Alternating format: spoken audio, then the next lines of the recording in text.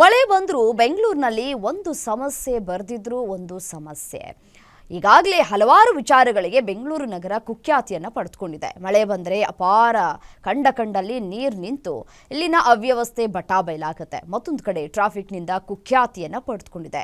ಇದರ ನಡುವೆ ಕಂಡಲ್ಲಿ ಕಾಣುವ ಕಸದಿಂದಲೂ ಬೆಂಗಳೂರು ಕುಖ್ಯಾತಿಯನ್ನು ಪಡೆದುಕೊಂಡಿದೆ. ಈಗಾಗಲೇ ಬೆಂಗಳೂರಿನಲ್ಲಿ ಕಸ ಸಮಸ್ಯೆ ಕಡಿಮೆ ಮಾಡೋದಕ್ಕೆ ಕಸ ಸುರಿಯೋ ಹಬ್ಬಕ್ಕೆ ಚಾಲನೆಯನ್ನು ನೀಡಲಾಗಿದೆ.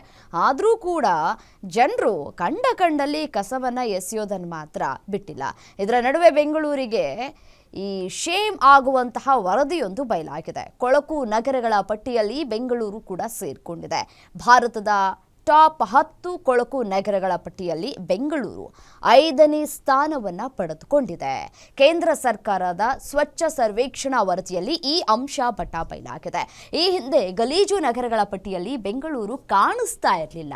ಇಷ್ಟಾದರೂ ಕೂಡ ಕಸದ ಸಮಸ್ಯೆಗೆ ಮುಕ್ತಿ ಕಾಣಿಸದ ಹಿನ್ನೆಲೆಯಲ್ಲಿ ಈ ರ್ಯಾಂಕಿಂಗ್ ಪಟ್ಟಿಯಲ್ಲಿ ಬೆಂಗಳೂರು ಕೂಡ ಸೇರಿಕೊಂಡಿದೆ.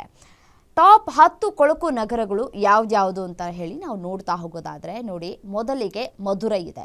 4823 ಅಂಕಗಳನ್ನು ಪಡೆದುಕೊಂಡು ಟಾಪ್ 1ನಲ್ಲಿದೆ.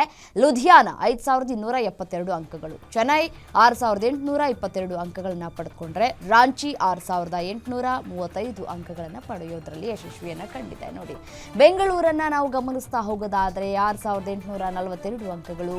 ಧನ್ಪಾದ್ 7196 ಅಂಕಗಳು. ಫರೀದಾಬಾದ್ 7329 ಅಂಕಗಳನ್ನು ಪಡೆದುಕೊಂಡಿದೆ.